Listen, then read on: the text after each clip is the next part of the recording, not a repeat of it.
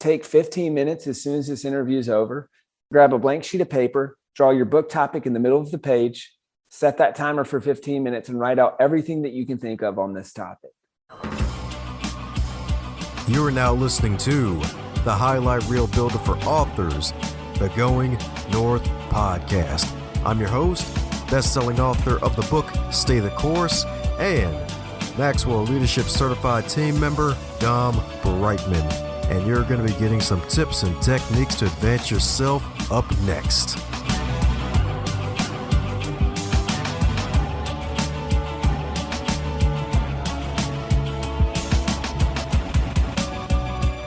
Today's episode is sponsored by book number 2 from Dominic Dom Brightman, Stay the Course, The Elite Performer's 7 Secret Keys to Sustainable Success. It is the field guide to help unleash the elite performer that is inside of you. Cop it today on Amazon.com or heading over to dombrightman.com and snag it in book, ebook, and audio book, so that way you can take it on the go and get yourself on the go to your northbound success. And today on the Highlight Reel Builder for Authors, known as GMP, the Great, the Glorious, and Glamorous, it's the Going North podcast. And we got a guest that can fit all 3 of those G's, baby. That's right, indeed. That's right, indeed. You're in for a treat that's good enough to eat 3 times over, because today's featured guest is a best-selling author, folks. That's right, a best-selling author of Lucky 7. You heard that right, folks. 7 best-selling books, including his most recent book, published, y'all. That's right, indeed.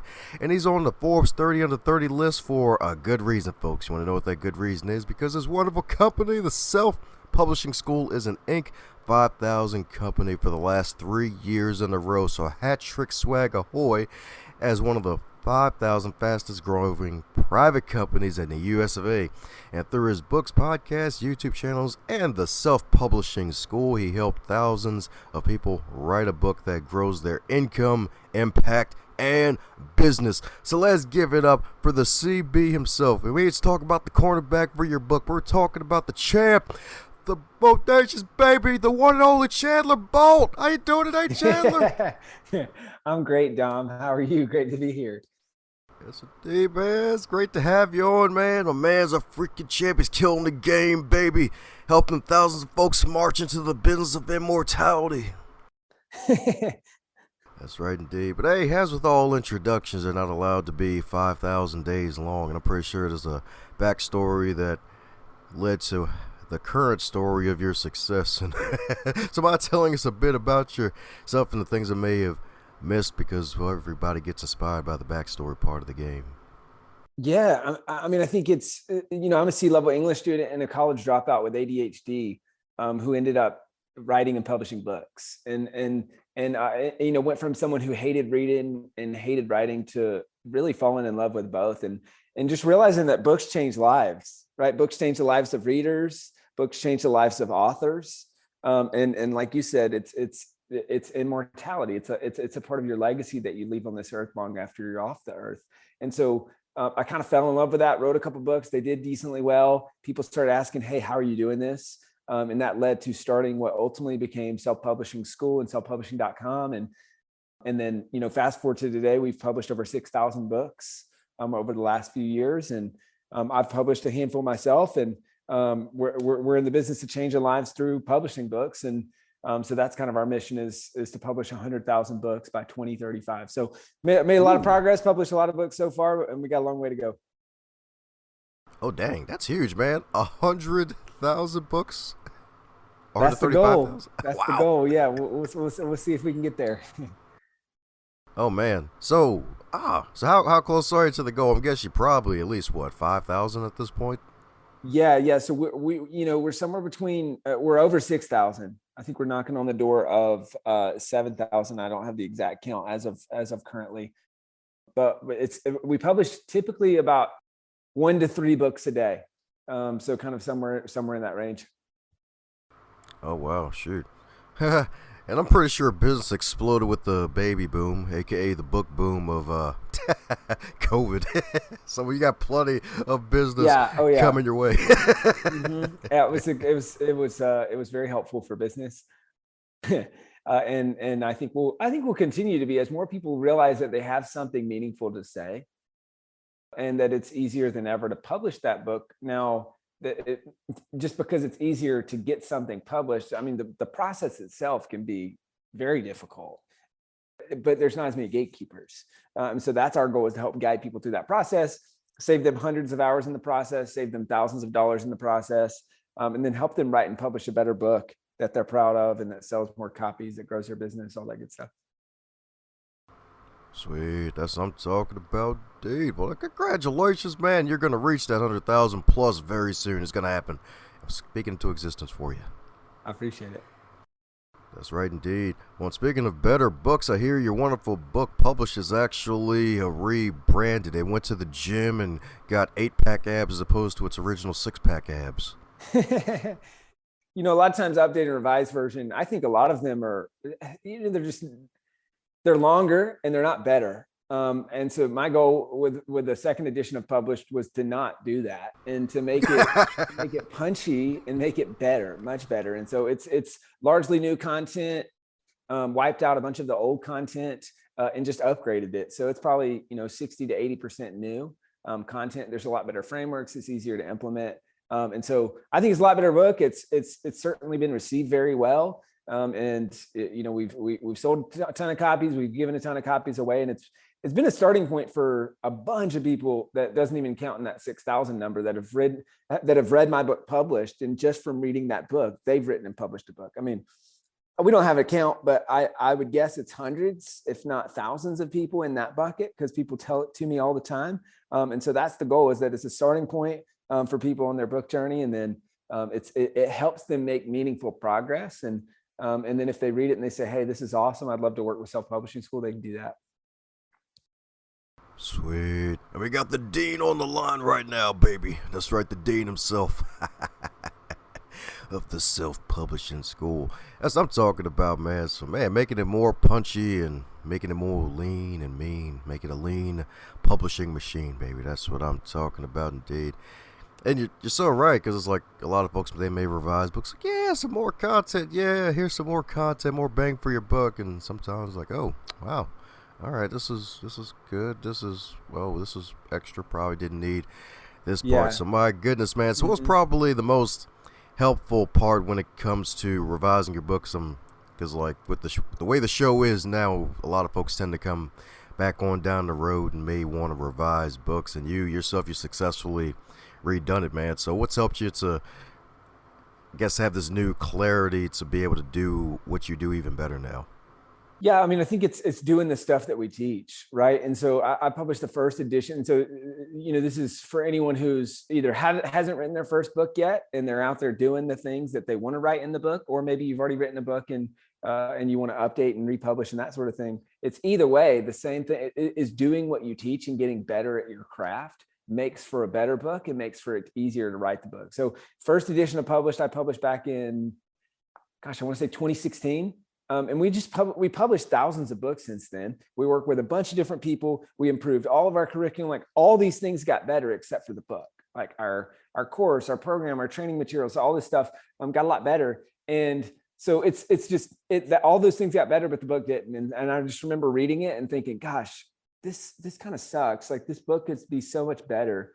And I need to rewrite it. I need to republish it. So there's the process of rewriting it and updating it, which I think makes for a better book. I was very intentional about creating frameworks where I feel like, these frameworks had just kind of distilled over the course of years. Whereas the first time I wrote it, it was a lot of good material, but it wasn't as digestible and easy to understand and catchy, and frameworks and stuff like that. So I wanted to instill frameworks in it, which also helped all of our training materials, all of our programs get better.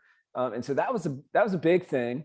And then I think then there's the relaunch, which I think even if you don't do an updated and revised version of your book, you should relaunch the book or launch additional formats. I talk about this in my new book. I think it's maybe chapter 21, but so you should relaunch the book. And so that's what I did. And that has really sparked a lot of business, a lot of interest, a lot of copies sold, a lot of people helped, a lot of books published, all that stuff. I'm for self-publishing school.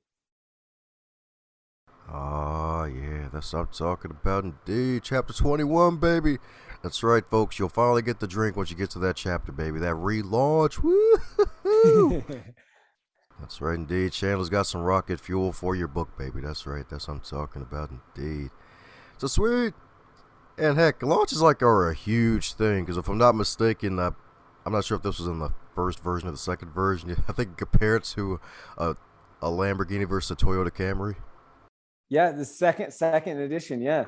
You've done your homework, man. Great work.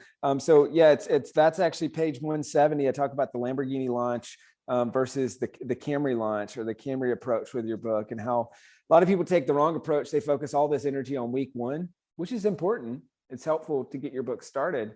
But then just like a Lamborghini, it goes by quickly. It uses up a lot of fuel. It's really loud, all those things, but it's gone in a flash. Right. And so what I recommend instead is taking the Toyota Camry approach, which is setting your book up for long-term success so that it continues to sell week in, week out, month in, month out, year after year. Woo-hoo-hoo. That's what I'm talking about, dude. That's what you want, baby. That's right, week in and week out. You don't want to just have the 1 week like, woohoo, bestseller, baby, Amazon. All right, time to go back to sleep or whatever. Maybe. Who knows?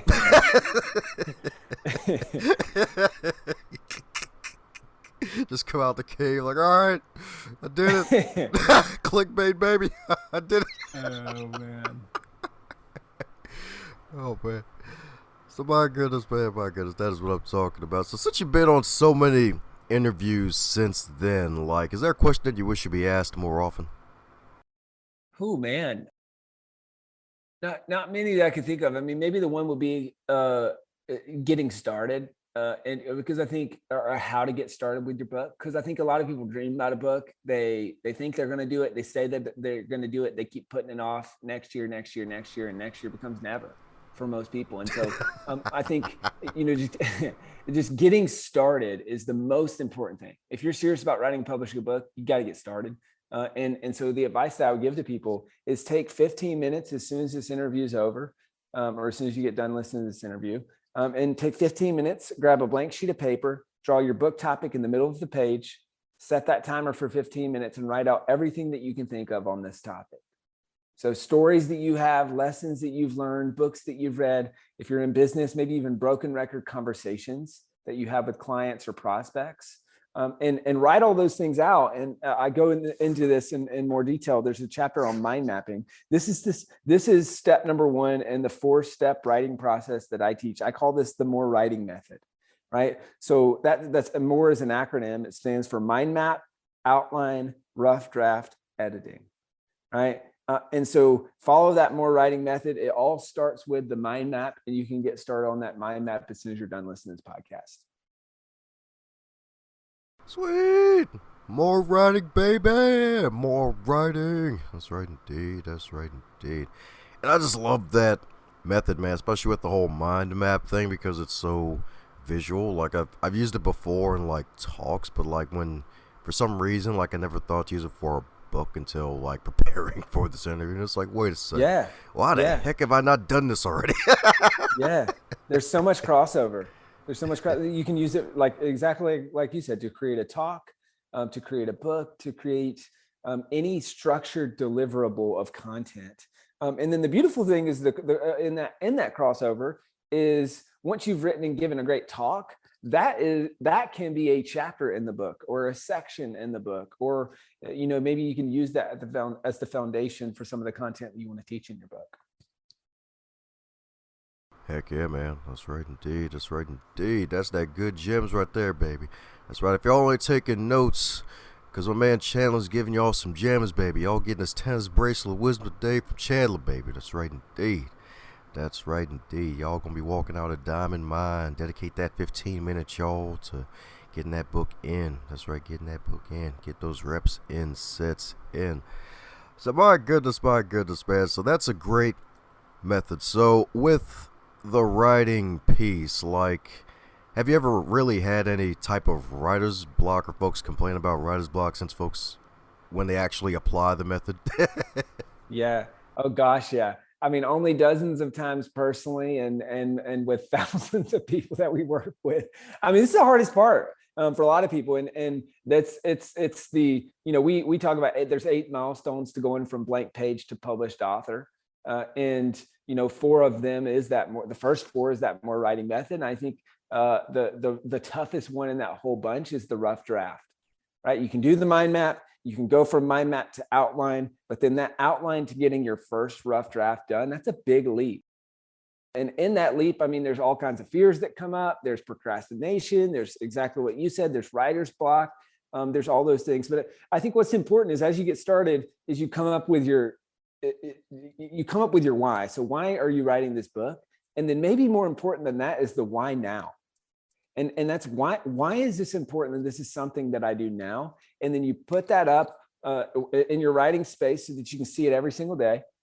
And that is going to be the motivation to keep going, right? And then I talk about we've got a 30-day rough draft challenge. I talk about that in the new book as well. But I encourage people, if you're serious about getting this book done, take that 30-day rough draft challenge. You might be able to fully finish a rough draft in 30 days. You might not, but either way, you're going to make a bunch of progress. Sweet. That's what I'm talking about, dude. That's what I'm talking about, dude. 30-day rough draft challenge, baby. That's where I get that progress, indeed. So my goodness, so speaking of challenge, we all have to deal with challenges in life, and I'm pretty sure some speed bumps and sometimes whole giant Great Walls of China appear on your way to success. So what would you consider your greatest setback in business that actually ended up being a setup for future success? Yeah, there's lots of them. And I think, leadership and entrepreneurship, it's really a spotlight on your greatest flaws. Because you find them out on the daily. I'd say one of the biggest ones is, I found out a few years ago, I had a business partner at the time, and I found out from one of my employees that my business partner was trying to kick me out of the business. And so we ended up, going through mediation, negotiated a multiple six-figure buyout. I bought him out of the business. I went multiple six figures in debt. I borrowed from my parents' retirement, from my brother, and from a friend. And it was just one of those moments where it was just kind of betting the farm. I'm not going to lose my parents' retirement money, right? Like that's just not an option. And so I bet the farm, but it ultimately became one of the best things that ever happened to me because the business boomed. I now own 100% of the business. It gave me autonomy. It gave me confidence. And the business just grew faster and better. And so it's just one of those moments where at the time it was really, really hard. And there were moments where I thought, man, I don't know if I'm going to make it through this. And I don't know if I'm going to even have this business when this is all said and done. But I was able to, and it was an awesome experience. Glad you made it through that, man. And funny enough, actually, doesn't your family own a farm too? Yeah, they do. Yeah. The man said bought the farm. Like, yeah, they do have a farm. I didn't even think about that. That's so funny. Yeah, Bolt Farm and the Bolt Farm tree houses. Yeah. That's right, indeed. The Bolt Farm Treehouse, indeed, baby. That's right, indeed. That's definitely gotta be one of the best last names ever, Bolt. It's like, yeah, the lightning bolt is here, baby. The lightning bolt is coming to the ground of your negativity in life, and you're gonna turn it into a book. It's a fun one for sure. Yeah, man. That's right, indeed. That's right, indeed. Yeah, it can kind of suck, like, for moments like those, though. It's like, man, like you build up something with a buddy or a friend or whatever, and it's like, hey, all right, cool, we're doing great now. No, it's like, hey, I kind of want to get out of here and do my own thing, but I'm gonna do some evil on my way out. It's like, really, dude?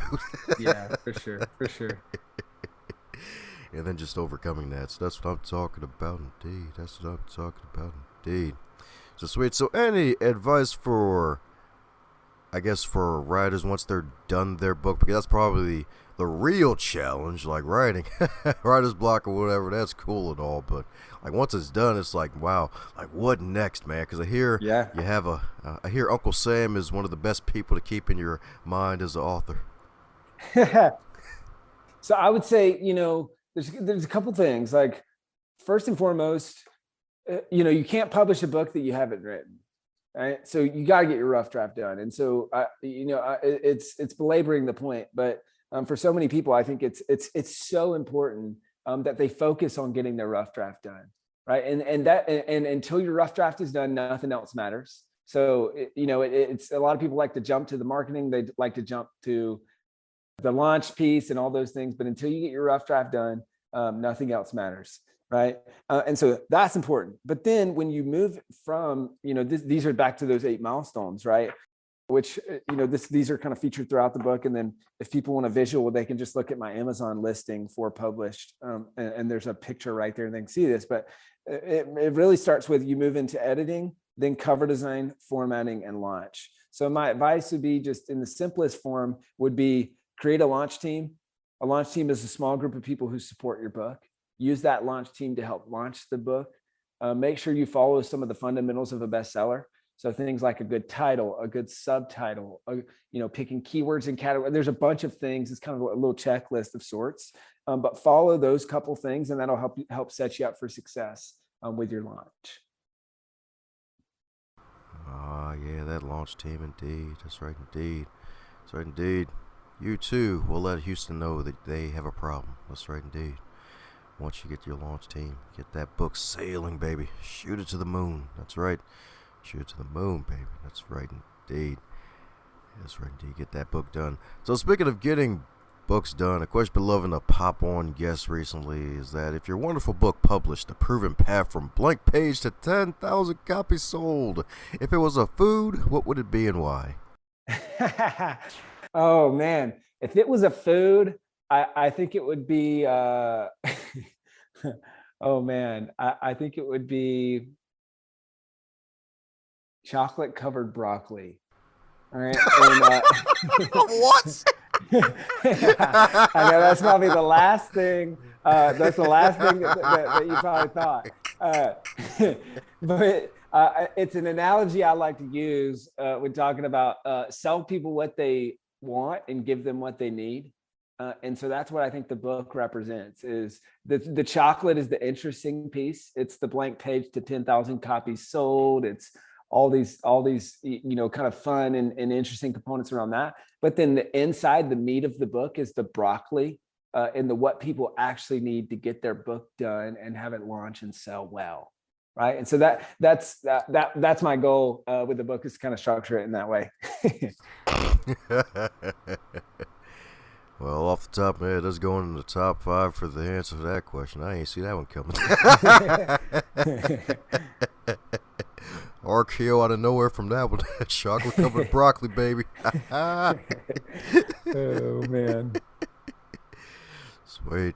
So my goodness, coming down to the magical question that every guest gets to receive. And you probably don't even have to go back too far for this one. So if you're to wake up tomorrow and you're at 25 again, but you're still in 2022 with all of your knowledge and wisdom, what advice would you give to yourself? It would be to just get started. On whatever that thing is. For me, it started with the book, and then it started with it was taking the leap to drop out of school. It was taking the leap to get started on my book, to then publish that book, to then start self-publishing school. Like, there were all of these kind of jumping off points along the way. And so that would be my recommendation for people is just get started. And so whether it's with your book, whether it's with your business, whatever that very next thing is use the knowledge that you have and the skills that you have and take that first step. And so that would be my advice to the current self if I were to get started back from scratch. Oh, yeah, that's right, indeed.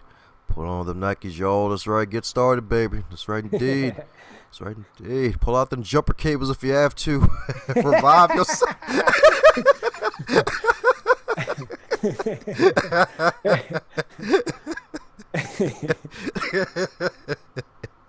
That's right. That's why, man, she's got the best last name ever, baby.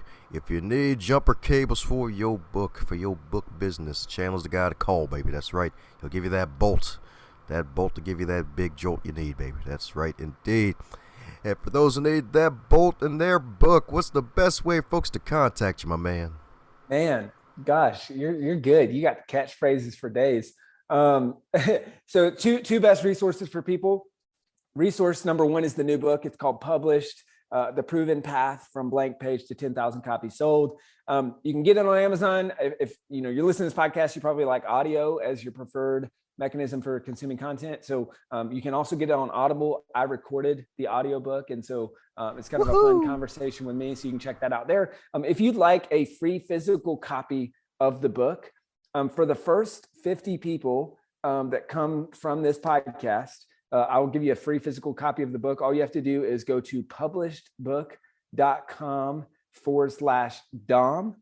So DOM, published, like I published a book.com/Dom. If you go there, no strings attached, there's no shipping, no handling, no anything.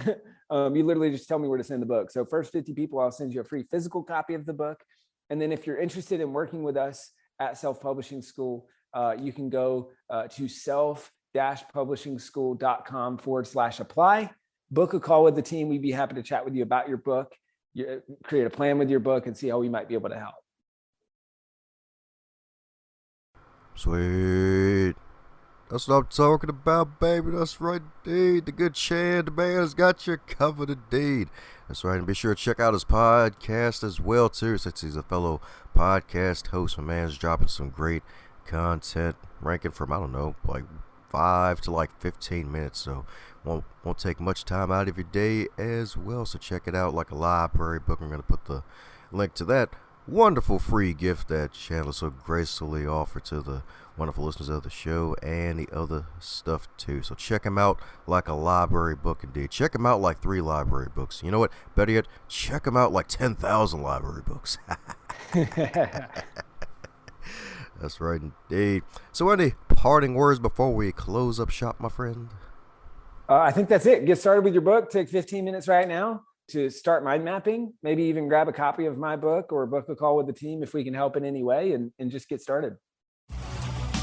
Thanks a bunch for tuning in and setting aside some of your time to listen to this wonderful podcast going north. If you really enjoyed what you heard, do me a solid and share this with your network and someone that you care about that would get something out of it too. And be sure to subscribe to hear more, and heck, even check out the backlog if you would like, because there are hundreds of episodes to choose from, and they just keep getting better and not butter.